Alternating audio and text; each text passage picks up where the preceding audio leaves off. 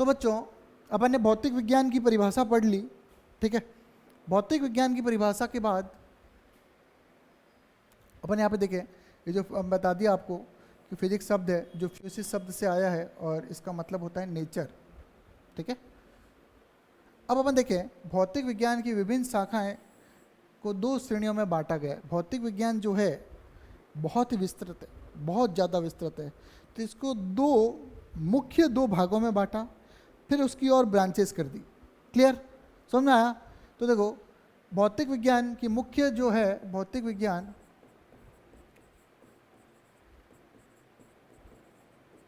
की दो शाखाएं कर दी। एक तो चिरसम्मत, क्या कर दी? चिरसम्मत भौतिकी, और दूसरा कर दिया आधुनिक भौतिकी जो आज के ज़माने में चलती है। तो भौतिक विज्ञान मुख्यतः दो भाग हो गए। एक तो चिरसम्मत, चिरसम्मत को बोलते हैं क्लासिकल। क्लासिकल का मतलब समझो, क्लासिकल डांस मतलब पुराना जो पहले से चला आ रहा है, तो ये है क्लासिकल फिजिक्स। और ये कौन सी हो गई? Modern physics. कौन सी हो गई भाई? Modern physics. क्लियर? तो कुछ है क्लासिकल और कुछ है मॉडर्न। तो देखें, चर्चा करें, चिरसम्मत भौतिकी या क्लासिकल फिजिक्स जो है इसमें यांत्रिकी आती है। यांत्रिकी में क्या पढ़ते हैं? आपको सिर्फ इसके बारे में एक एक दो दो लाइनें पता होनी चाहिए, लिखना कुछ नहीं है। यांत्रिकी जैसे जैसे ब्रांचेज ये फिजिक्स ये सब पढ़नी है अपने को, आती रहेगी, अपन समझते चलेंगे। अभी पूरा डिटेल में यहाँ समझा पाना पॉसिबल नहीं है, सिर्फ परिभाषा है क्या क्या होता है। यांत्रिक, यंत्र। तो फिजिक्स की या चिरसम्मत भौतिकी की वह शाखा जिसमें यंत्र के सिद्धांत, उनकी क्रियाविधि आदि का वर्णन किया जाता है, अध्ययन किया जाता है, ऊर्जा और ऊर्जा संरक्षण का अध्ययन किया जाता है, क्या कहलाती है? यांत्रिकी। तो यांत्रिकी में क्या होता है? यंत्रों के कार्य, उनके अंदर काम करने वाले सिद्धांत, लगने वाले, ठीक है, सिद्धांत आदि के बारे में अध्ययन किया जाता है। ऊष्मागतिकी, अगला कौन सा है? ऊष्मागतिकी। कौन सा है? ऊष्मागतिकी। तो देखो ऊष्मागतिकी नाम से ही क्लियर है, ऊष्मा की गति, ठीक है। तो भौतिक विज्ञान की वह शाखा जिसमें ऊष्मा की गति मतलब ऊष्मा के आदान प्रदान तथा ऊष्मा के नियमों का अध्ययन किया जाता है। तो ऊष्मागतिकी में ऊष्मा के एक वस्तु से दूसरे वस्तु में आदान प्रदान व ऊष्मा के नियमों का अध्ययन किया जाता है। क्लियर? ये पूरा चैप्टर है, ये भी अपने पूरा चैप्टर है 11th क्लास में, ये भी 11th क्लास में। प्रकाशिकी, तीसरा है प्रकाशिकी, ऑप्टिक्स, प्रकाशिकी। तो प्रकाशिकी में क्या करेंगे भाई? प्रकाश, उसके नियम, उससे संबंधित यंत्र आदि का अध्ययन किया जाता है। प्रकाशिकी में प्रकाश, उससे संबंधित नियम, जैसे 10वीं कक्षा में पढ़ा होगा अपवर्तन परावर्तन, और यंत्र जैसे लेंस, मिरर, सूक्ष्मदर्शी, दूरदर्शी, उन सब का अध्ययन प्रकाशिकी में किया जाता है। अगला है ध्वनि विज्ञान। क्या है? ध्वनि विज्ञान। तो ध्वनि विज्ञान में ध्वनि तथा उसके नियमों तथा उससे संबंधित यंत्रों तथा उससे संबंधित क्रियाविधियों का अध्ययन किया जाता है। ध्वनि में अगला कौन सा है? ध्वनि। तो ध्वनि विज्ञान में क्या है? ध्वनि किससे उत्पन्न होती है? कंपन। तो कंपन, दोलन, तरंगें आदि का अध्ययन भी किया जाता है। तो ध्वनि विज्ञान के अंतर ध्वनि किससे उत्पन्न होती है? कंपन से। जैसे कानों में ध्वनि आती है तो कान में अपने क्या एक ढोल है, क्या है? ढोल है, पर्दे कहते हैं जिसको, है ना। जब वो बजता है तो उसकी आवाज़ आती है, मस्तिष्क उसको समझता है। क्लियर? तो कंपन, दोलन तरंगें, कंपन से ही दोलन तरंगें उत्पन्न होती है। ध्यान रखना पहले तो चीज़, कंपन से ही दोलन तरंगें उत्पन्न होती है। तो जब भी कोई वस्तु कंपित होती है तो उससे दोलन तरंगें निकलती है, और वो दोलन तरंगें जब कान में प्रवेश करती है तो आपने ये 9वीं या 10वीं कक्षा में पढ़ा होगा कि तरंगें होती है अनुदैर्ध्य तरंगें, ठीक है, जो कान में जाके इस तरह से साउंड वेव इस तरह से होती है, और ये क्या करती है? जैसे मैंने बोला हेलो, हेलो इधर गया, इधर गया, इधर गया, इधर। जितने बच्चे बैठे होंगे क्लास में, सबके कान के अंदर वो मेरा जो हेलो है वो जो संपीड़न और विरलन है, हेलो में आपने पढ़ा होगा, मैं वापस लिख देता हूँ, संपीड़न और विरलन, ठीक है ना, ध्यान है ना, संपीड़न विरलन क्या होता है, इस तरह से साउंड का कोई मैसेज जाता है, जहाँ पे ये होता है विरल, फिर होता है संपीड़न सघन, फिर होता है विरलन, फिर होता है विरल सघन, ठीक है, संपीड़न, विरलन और संपीड़न में बहुत ज़्यादा होते हैं, बहुत ज़्यादा, ठीक है, क्लियर। तो इस तरह से जब मैं बोल रहा हूँ, मैं रुक रुक के बोल रहा हूँ तो आपको समझ में आ रहा है, मैं कंटिन्यू कुछ बोलूँगा तो आपको समझ में नहीं आएगा। इसके पीछे रीज़न क्या है कि ये जो संपीड़न विरलन है, ये कान के जो पर्दा है, जो ढोल है, उसको जाके बार बार बजाते हैं, इससे ध्वनि जो है अपने मस्तिष्क को समझ में आती है और सामने वाला क्या बोल रहा है वो समझ में आ जाता है, ठीक है। अब आता है विद्युत चुंबकत्व, ठीक है। विद्युत चुंबकत्व में क्या है, नाम से क्लियर है, विद्युत और चुंबक का कोई मेल है। विद्युत आप घरों में देखते हो, चुंबक आपने उपयोग की होगी। तो विद्युत चुंबकत्व 12वीं कक्षा में पूरा डिटेल में पढ़ेंगे अपन। 11 देखो, ठीक है, विद्युत चुंबकत्व, और इससे क्या होता है, विद्युत चुंबकीय तरंगें उत्पन्न होती है। क्या उत्पन्न होती है, विद्युत चुंबकीय तरंगों के बारे में पढ़ना है। तो घरों में करंट कैसे आ रहा है, मान के चलो विद्युत चुंबकीय तरंगों के अंदर अपन देखें कि भाई अपने फ़ोन में सिग्नल कैसे आ रहा है, कॉल कैसे आ रही है। बॉम्बे में बैठा हुआ बंदा व्हाट्सएप पे तुरंत फ़ोटो भेजता है, मतलब 2 सेकंड में अपने पास पहुंच जाती है। ये सब टीवी जो लाइव प्रसारण हो रहा है, मैच चल रहा है, मान के चलो मुंबई में मैच चल रहा है और अपन तुरंत उसको देख पाते हैं। इन सब के पीछे क्या है, विद्युत चुंबकीय तरंगें। जो मैच हो रहा है उसको रिकॉर्ड होता है, उससे विद्युत चुंबकीय तरंगें सूर्य तक जाती है, विद्युत चुंबकीय तरंगें सैटेलाइट तक जाती है और सैटेलाइट से पुनः धरती पे आती है।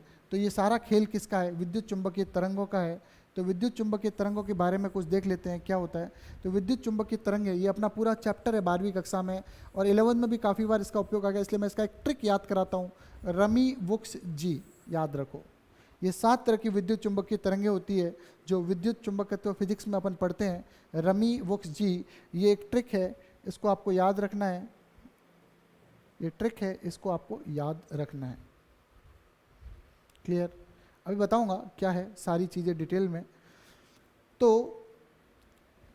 विद्युत चुंबकीय तरंगों की खासियत क्या होती है कि ये प्रकाश के वेग से चलती है। ये भी मैं बता रहा हूँ आपको, प्रकाश के वेग से चलती है। तो आप समझ रहे हो प्रकाश का वेग कितना होता है, 3 × 10⁸ मीटर प्रति सेकेंड। तो आप समझ रहे हो कि सूर्य का प्रकाश कितना जल्दी जाता है। वैसे ही विद्युत चुंबकीय तरंगें भी बड़ी तेज़ गति से चलती है। इसीलिए बॉम्बे में जो लाइव प्रसारण हो रहा है, बिल्कुल चंद सेकंड के डिफरेंस के साथ अपन घर बैठे देख सकते हैं। बात है समझ में। तो इधर देखिए, उससे होता क्या है, जो भी वीडियो रिकॉर्ड होता है वो किस में कन्वर्ट होता है, इलेक्ट्रोमैग्नेटिक वेव्स में कन्वर्ट होता है। कहाँ जाता है, सैटेलाइट के पास जाता है। सैटेलाइट से कहाँ आता है, अपने घर में लगी, उसको क्या बोलते हैं, डिश टीवी मान लो, तो डिश टीवी की छतरी में आता है और डिश टीवी की छतरी से वो अपने टीवी में आता है। तो ये जो लाइव मैच चल रहा है उसका जो वीडियो है वो इस तरह से अपन घर में लाइव देख सकते हैं। जो मैच चल रहा है उसका जो सिग्नल है वो इलेक्ट्रोमैग्नेटिक वेव्स में कन्वर्ट हुआ और उसके बाद सैटेलाइट, इसको अपन लिख सकते हैं सैटेलाइट, सैटेलाइट से कहाँ चला गया, ठीक है। तो सैटेलाइट, ठीक है। अब आ जाओ, ये रमी वुक्स जी क्या है। इसमें ये 7 विद्युत चुंबकीय तरंगें 7 प्रकार की होती है। 12वीं में डिटेल में पढ़ते हैं। देखो, आर से रेडियो तरंगें, समझ में आ रही है भाई। रेडियो, रेडियो बजता है ना किसी का, रेडियो, रेडियो मिर्ची, तड़का, ये सब रेडियो मिर्ची, तड़का, ये रेडियो के चैनल है, ठीक है। तो ये सारे के सारे, और रेडियो के साथ मोबाइल भी, रेडियो बजना और मोबाइल, मोबाइल में जो भी तरंग आती है वो सारी की सारी क्या आती है, रेडियो तरंगें आती है। कौन सी तरंग आती है, रेडियो तरंगें आती है। अब आता है एम, इसलिए बता रहा हूँ, देखो नॉलेज है, दिमाग में जितना रख सको। माइक्रोवेव, अब माइक्रोवेव में आप समझ गए होंगे, पिज़्ज़ा याद आ गया होगा आपको। माइक्रोवेव में क्या पिज़्ज़ा वगैरह बनते हैं ना, ठीक है। तो माइक्रोवेव के अंदर जो तरंग होती है वो माइक्रोवेव तरंग होती है। माइक्रोवेव कौन सा, माइक्रोवेव ओवन, ठीक है। तो माइक्रोवेव तरंग माइक्रोवेव ओवन में काम आती है, और ओवन में क्या बनाते हैं अपन, पिज्ज़ा बनाते हैं भाई। अब अगला देखो भाई, आई, आई से क्या है, आई से इंफ्रारेड। इंफ्रारेड क्या है भाई, आई से इंफ्रारेड। इंफ्रारेड का मतलब आपको समझ में आ रहा है, रेड मतलब लाल। जब भी कोई चीज़ रक्त तप्त हो जाती है, मतलब बहुत गर्म हो जाती है, तो वो क्या करती है, वो तरंगे उत्सर्जित करती है। वो जब तरंगे उत्सर्जित करती है तो अपने को पता चल जाएगी ये जो तरंगे होती है गर्म होती है।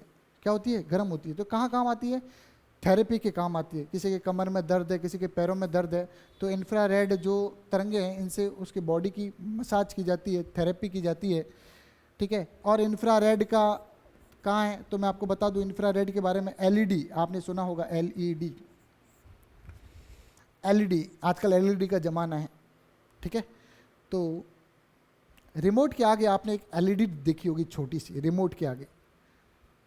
आपको पता है वो रिमोट के आगे जो छोटी सी एलईडी है, वो एलईडी इंफ्रारेड तरंगे उत्सर्जित करती है, और उसी एलईडी से आपका टीवी ऑन ऑफ होता है, चैनल बदले जाते हैं।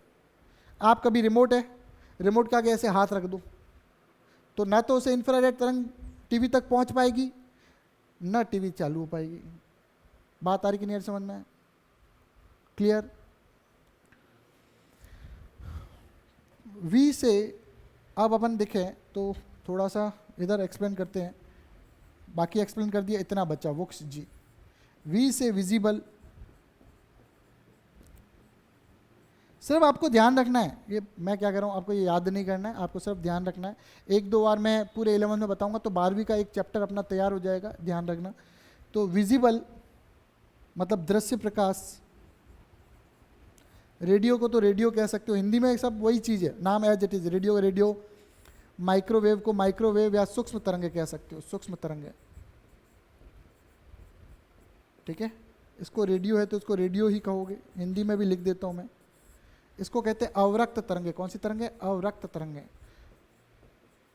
और देखो ब्रॉड माइंडेड होकर सोचना है, हर चीज़ को रटना नहीं है भाई। दृश्य प्रकाश हो गया, अवरक्त तरंगे हो गई। यू से अल्ट्रा वायलेट। अल्ट्रा वायलेट मतलब पराबैंगनी, तो आपको पता है पराबैंगनी तरंगे कहाँ से आती है भाई? सूर्य से आती है। एक्स किरणें, एक्स किरणें क्या काम आती है भाई? जिसकी हड्डियाँ टूट जाती है, जिसकी हड्डियाँ टूट जाती है उसके एक्सरे करने के काम आती है, एक्सरे करने के काम आती है भाई। गामा किरणें, गामा, तो गामा किस में काम आता है भाई ये बताओ? तो जब भी नाभिक की क्रियाएं होती है तो उनमें जो ऊर्जा निकलती है नाभिकीय क्रियाओं में, उसमें गामा, गामा किरणें काम आती है। ये मैंने आपको बड़ी डिटेल से बता दिया। अब बच्चों इधर ध्यान से देखिए, ये तो इधर का बता दिया, ठीक है। अब इधर का देख ले, बहुत आधुनिक भौतिकी में, आधुनिक भौतिकी जो आज के ज़माने में बड़ी इम्पॉर्टेंट है, आधुनिकता से ओतप्रोत है। ये तो सब पुरानी जो काफ़ी सालों से, काफ़ी वर्षों से चली आ रही है, यांत्रिकी, उष्मागतिकी, प्रकाशिकी और विद्युत चुंबकीय या विद्युत चुंबकत्व। मॉडर्न फिजिक्स में सबसे पहले है आपेक्षिकता का सिद्धांत, फिर है क्वांटम यांत्रिकी, फिर है परमाणु भौतिकी, और फिर है नाभिकीय भौतिकी। बहुत सारी है, अपने मुख्यतः 4 ही लिए। तो आपेक्षिकता का सिद्धांत जो है, theory of relativity, theory of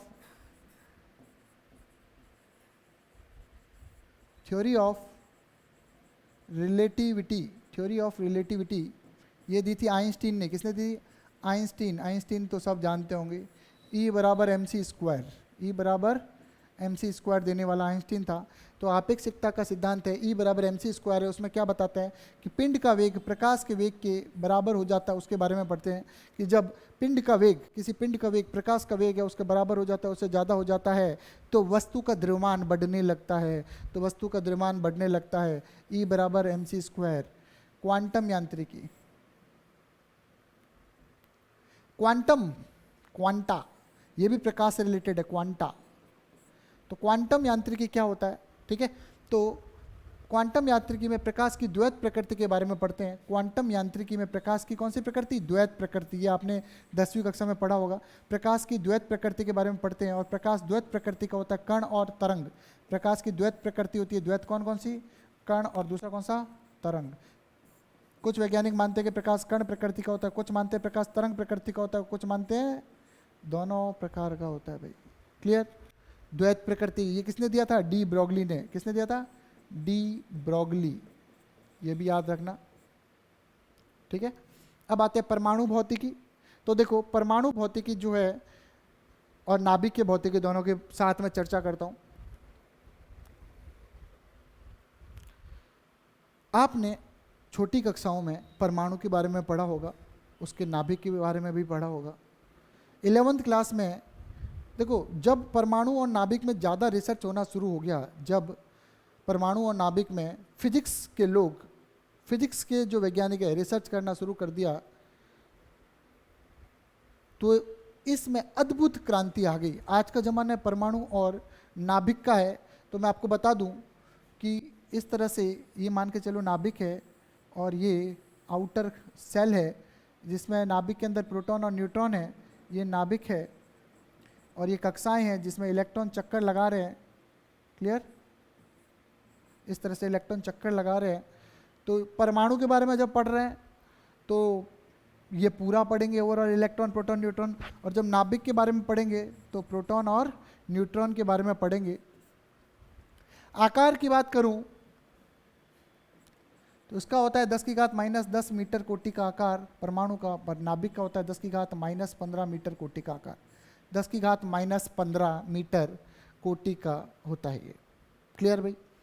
तो इसमें अब क्या है, परमाणु और नाभिक के मैं आपको बता दूं। देखो, नैनो टेक्नोलॉजी आ गई। कौन सी टेक्नोलॉजी? नैनो, छोटे से छोटे पार्टिकल जो है उसके बारे में पढ़ते हैं। नैनो टेक्नोलॉजी मेन जो है, इसी के अंदर अपन मान लें कौन सी टेक्नोलॉजी है कि नैनो टेक्नोलॉजी। नैनो टेक्नोलॉजी क्या होता है? वह शाखा जिसमें 10⁻⁻9 मीटर, 10⁻⁹ मीटर, 10⁻⁹ मीटर तक की चीज़ों का अध्ययन किया जाता है, वो नैनो टेक्नोलॉजी होती है। आजकल हर एक चीज़ छोटी हो रही है, मोबाइल छोटे होते जा रहे हैं, फीचर बढ़ते जा रहे हैं, मोबाइल छोटे होते जा रहे हैं। वो सारा का सारा खेल किसका है? नैनो टेक्नोलॉजी का है। नैनो टेक्नोलॉजी क्या होती है बच्चों? इंटरेस्टिंग टॉपिक है। तो नैनो टेक्नोलॉजी के बारे में अगर अपन देखें तो सुनिएगा। इसी के साथ, नैनो टेक्नोलॉजी के साथ इसको मैं ख़त्म करूँगा, ठीक है। तो नैनो टेक्नोलॉजी है क्या? बेसिकली देखें तो अगर मान के चलो कोई पौधा है, मान के चलो रुई का पौधा है, कॉटन का पौधा है, उसमें कोई कीड़ा लग जा रहा है और पूरी फसल खराब कर रहा है, तो अपन ने क्या किया, नैनो स्तर पे जाके उस रुई के जो पौधा है उसके जीन में इस तरह से परिवर्तन किया कि अब जो कीड़ा उसको खा रहा था, रुई को, पौधे को नुकसान पहुंचा रहा था, वो जैसे उस पौधे को खाएगा वो कीड़ा ही मर जाएगा, वो कीड़ा ही मर जाएगा। ये नैनो टेक्नोलॉजी है। कुछ ऐसे फ्रूट बना सकते हैं नैनो टेक्नोलॉजी से। फ्रूट कैसे खराब होते हैं? उस पर कीड़ा लगने से सड़ जाते हैं। ऐसा सिस्टम अपन ने तैयार कर दिया नैनो टेक्नोलॉजी से कि अगर वो उसके छोटे से छोटे स्तर पे जाके, अपन ने नैनो लेवल पे जाके उस फ्रूट के पौधे में इस तरह से परिवर्तन किया कि वह फ्रूट सालों साल खराब नहीं होगा।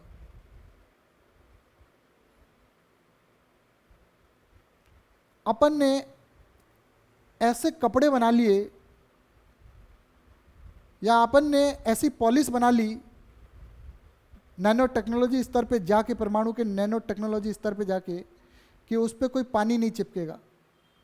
आपने सुना होगा आजकल ऐड आता है डस्ट लेस फैन। क्या होता है? पंखा होता है, पंखे पे कभी न कभी नमी आ जाती है, फिर उस पर मिट्टी आ जाती है, मिट्टी जमती जाती है।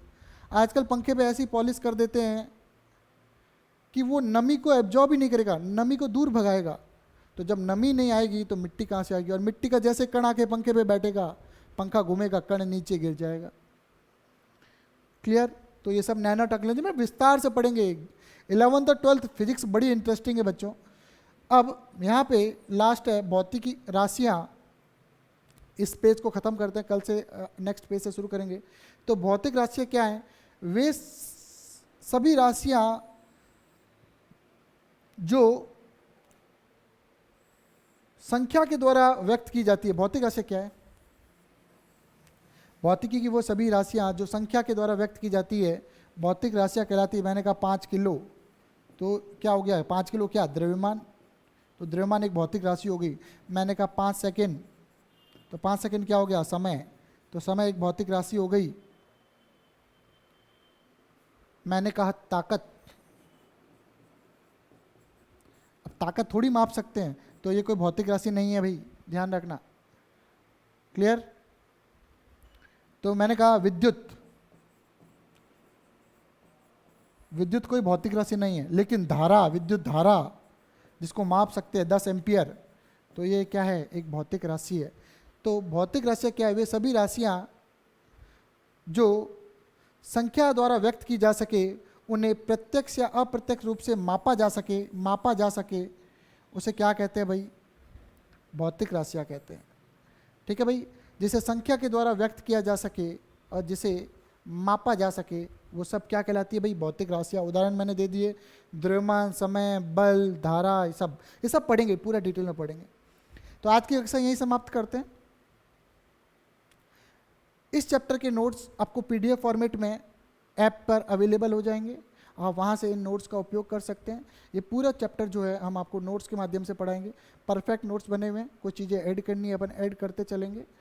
तो इसी के साथ जितना रोज़ पढ़ाया जाए तुरंत पढ़ लीजिए। इसी के साथ आप अपने मित्रों को, अपने दोस्तों को जागृति क्लासेस लर्निंग ऐप डाउनलोड करने के लिए सुझाव देवें।